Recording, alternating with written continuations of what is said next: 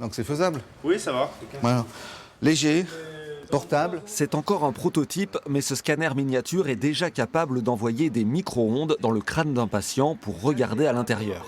Il est dédié à la prise en charge des accidents vasculaires cérébraux.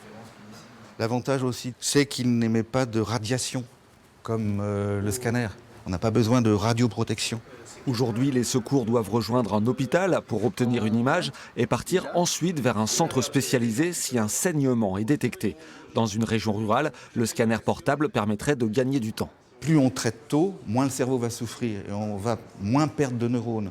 Si on imagine posséder un appareil qui nous permet en amont d'aller à l'hôpital de savoir s'il y a un saignement dans la boîte crânienne, on peut modifier la filière de l'accident vasculaire cérébral, chanter, je dirais, l'hôpital qui est à côté, qui va faire la téléexpertise, et aller directement vers le grand centre de référence.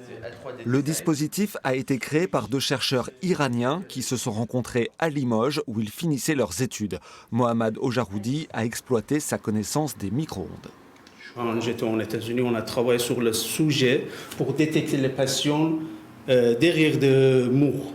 C'est possible. En ce moment, on pense, d'accord, on peut faire pour le dispositif médical.